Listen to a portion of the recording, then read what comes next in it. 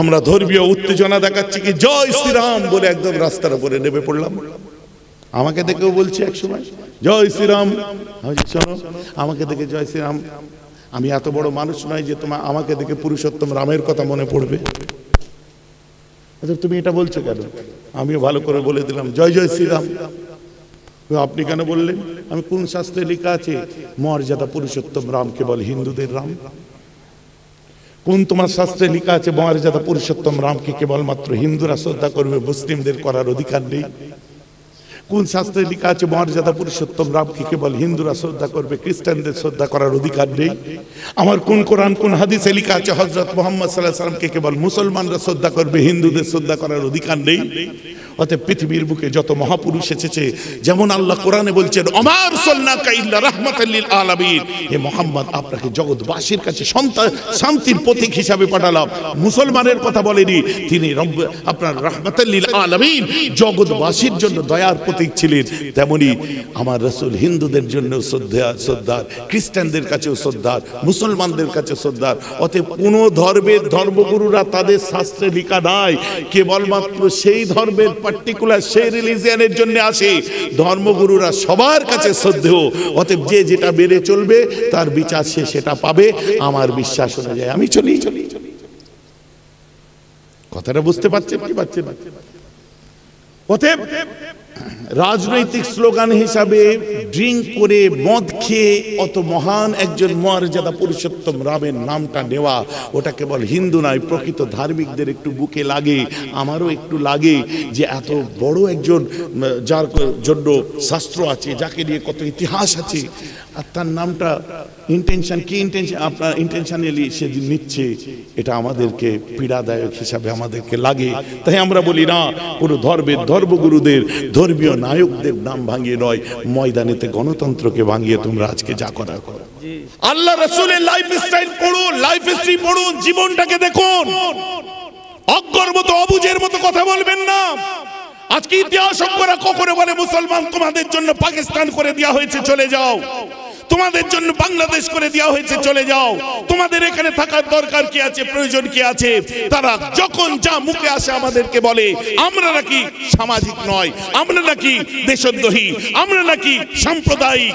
তাদের চোখে আঙুল দিয়ে দেখিয়ে দিতে চাই মুসলমান সাম্প্রদায়িক নয়, কারণ নবীর ঘরের ছোট্ট বাচ্চাটাও শিক্ষা পায়। মুসলিম নয়, মানুষকে পানি খাওয়ালে আল্লাহকে পাওয়া যায়। বলুন সুবহানাল্লাহ। কোথায় বাস করছেন? মূর্খের স্বর্গে বাস করছেন।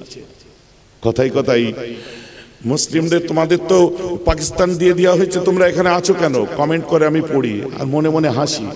আর যখনই আমি পাল্টা চ্যালেঞ্জ করে দিই, হ্যাঁ সেই লেভেলের মানুষ, সেই লেভেলের মানুষকে পাল্টা চ্যালেঞ্জ করে দিই, ধর্মের ভিত্তিতে দেশ ভাগ হয়েছে প্রমাণ করতে পারবেন? আমার ইউটিউবার বন্ধুদের বলবো অ্যাটেনশন প্লিজ, ধর্মের ভিত্তিতে দেশ ভাগ হয়েছে এটা কি প্রমাণ করতে পারবেন? শাহজাহান এসে গেছেন, একটু তাকবীর দিন, নারে তাকবীর।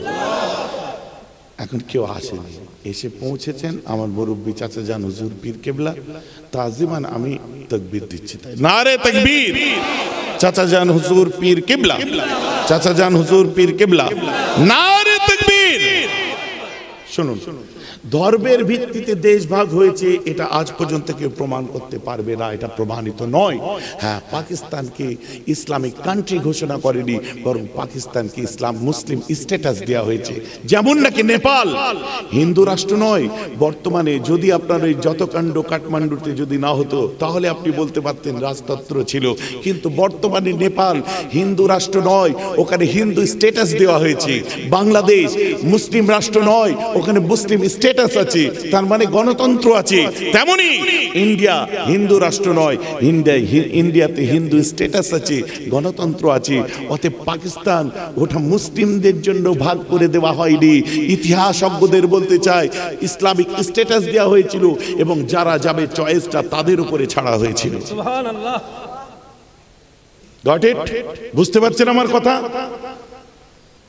অতএব খাকে হিন্দ যাদের পছন্দ হয়েছে, কারো কাছে সবুত দিতে প্রমাণ দিতে চাই না আমি দেশভক্ত করি, ভক্তি আমার দেশভক্তির প্রমাণ আমি কাউকে দিতে চাই না। আমি ভালো না মন্দ এই সার্টিফিকেটও আমি কারো কাছে দিতে চাই না। আমি কি আমি জানি, আমার আল্লাহ জানে।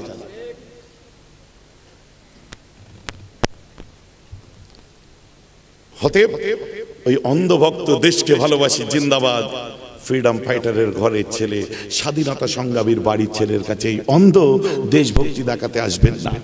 ওটা আপনাদের ওদিকে চলে, উত্তর ভারতে। ওটা উত্তর ভারতে চলে। উত্তর ভারতের জন্য কিছু কিছু জায়গা আছে, ইউপি টিউপি এরকম কিছু জায়গা আছে, ওদিকে চলে। কারণ সেখানে তো খাপ পঞ্চায়েত চলে। খাপ পঞ্চায়েত বোঝেন? পুলিশ টুলিশের ব্যাপার নয়, যা বিচার করবে মুখিয়া করবে।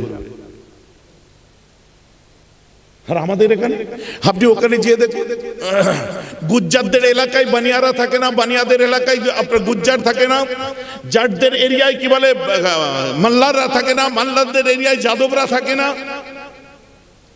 একটা যদি যাদবদের মেয়ে মাল্লারদের সঙ্গে প্রেম করে তো তাকে পুড়িয়ে মেরে দেওয়া হয়। আর আমাদের বাংলা সংস্কৃতিতে দিল্লি থেকে ভাষণ দিতে আসছেন আপনারা। আর বাংলা সংস্কৃতি একটা বিল্ডিং এর 5টা ফ্লোরে 5টা সম্প্রদায়ের মানুষ আমরা বাস করি। আর আমাদের কাছে যখন দুধওয়ালা দুধ দিয়ে যায়, পানিওয়ালা পানি দিয়ে যায়, তখন আমাদের নিচে থেকে আমাদের ফ্লোরে যারা থাকে সেটা অভিজিতের বউ হতে পারে, আর বেহরাব সিদ্দিকীর মেয়েও হতে পারে, বা ছেলে হতে পারে,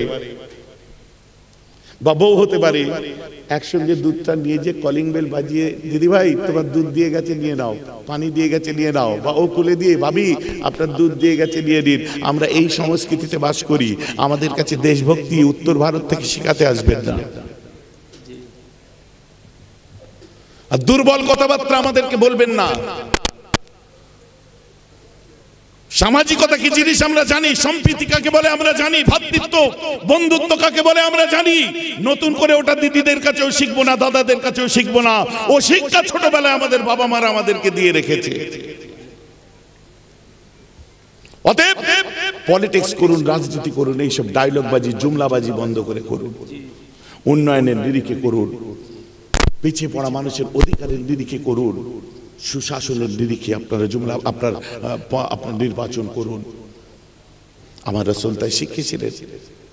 মিস্টার উইলিয়াম মোর লিখছেন, I am the disciple follower of Jesus. I am disciples, আমি একজন ভক্ত। But Prophet Muhammad is the perfect person in all of our world. He was the better mind, not only his own is but of all ages. জন্মসূত্রে, বংশসূত্রে, জাতসূত্রে, পরম্পরা সূত্রে আমি খ্রিস্টানের বেটা খ্রিস্টান, তথাপি সত্য হলো এটাই, ইসলামের নবী মুহাম্মদকে পৃথিবীর শ্রেষ্ঠ এবং খাঁটি বলে মেনে নিলাম। আছেন কোথায়? আমাদেরকে বুঝতে হবে, বোঝার জায়গা তৈরি করতে হবে। তা না হলে গলায় কলসি বেঁধে ডুবে মরতে হবে। একে অন্যকে চিনতে হবে।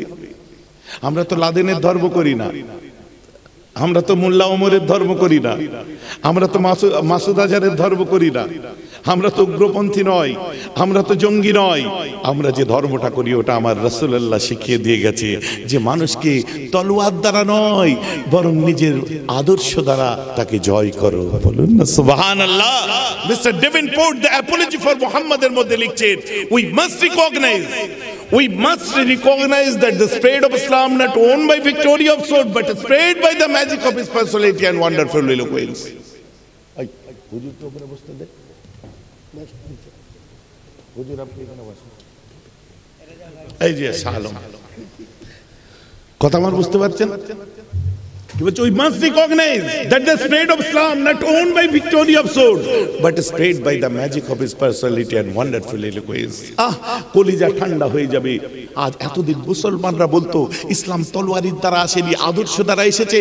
আজকে মুসলমান নয়, একজন খ্রিস্টান মানুষ, ফিলিপকে হিট্টির যিনি পার্টনার এবং সমসাময়িক মানুষ ছিলেন। ফিলিপকে হিট্টি মানে তার ব্যাখ্যা করলে অনেক দূরে যাবে। আজকে যারা হার্ভার্ড ইউনিভার্সিটিতে রিসার্চ করছে তারা জানে, কেমব্রিজে যারা রিসার্চ করছে তারা জানে। বলছে আজ আমি খ্রিস্টান হলেও মানতে বাধ্য হচ্ছি যে সত্যি ইসলাম কখনোই তলোয়ারি সন্ত্রাস দ্বারা আসেনি, এসেছে মুহাম্মাদের মুখের বাণী এবং তার আদর্শ বিশ্ব জয় করে নিয়েছে। বর্তমানে শুনছি আমরা দাঙ্গায় বিশ্বাসী না, আমরা দাঙ্গা হতে দেবো না, বাংলায় দাঙ্গা। আরে দাঙ্গা করছে কে সাহেব? আপনারাই তো উস্কানি দিয়ে চালু করছেন। এই যে বক্তব্যের মধ্যে বলছে আমরা হিন্দু মুসলিম ভাই ভাই, আমাদেরও রক্ত যাও ওদেরও রক্ত চাই। সব থেকে বড় দুর্বল কথা হচ্ছে এটা। কে বলতে বলেছে হিন্দু মুসলিম ভাই ভাই? ও পাবলিক শো করছেন তাই না? ছোট থেকে এক পুকুরের পানি খেয়েছেন, এক টিউবওয়েলের পানি খেয়েছেন। ছোট থেকে আমরা এক পুকুরে হিন্দু মুসলিম গোসল করেছি। ছোট থেকে কাঁধে কাঁধ মিলিয়ে চলেছি। মন্দিরে ঘন্টা পড়েছে, হিন্দু চলে গেছে, মসজিদে আজান দিয়েছে, মুসলমান নামাজ পড়তে চলে গেছি। ছোট থেকে এক স্কুলে পড়েছি, এক মাস্টারের কাছে টিউশন পড়েছি। পড়তে গিয়ে আমার নোটবুক ওর কাছে, ওর নোটবুক আমার কাছে। ছোট্ট থেকে বন্ধুসুলভ আচরণ করে আজ আমরা বড় হয়েছি। আজকে লিডারগুলো আমাদের শিখাবে হিন্দু মুসলিম ভাই ভাই।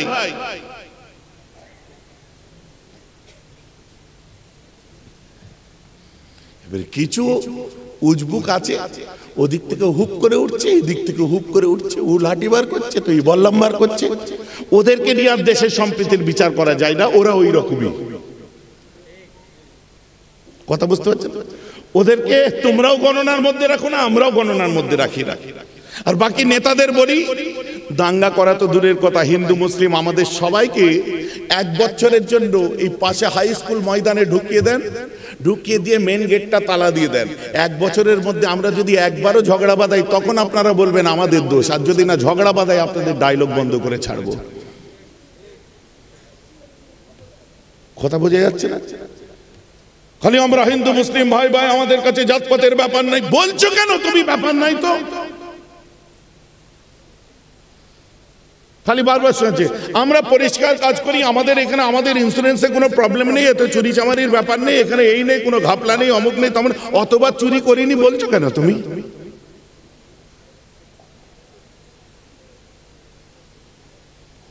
অতএব ও কংগ্রেস পিরিয়ডেও হয়েছে, বামপন্থ পিরিয়ডেও হয়েছে, এখনো আমরা সেটাই শুনতে চাচ্ছি। বাংলায় সাম্প্রদায়িক শক্তিকে আমরা কোনোদিন জায়গা দিইনি, দিচ্ছি না, দেব না। এটা আমাদের দৃঢ় প্রতিজ্ঞ এই জায়গায় আমরা। তার মধ্যে তার জন্য নীতি নির্ধারণের ক্ষেত্রে মানুষের পথে বাধা হয়ে গেলে কেউ দাঁড়াবেন না।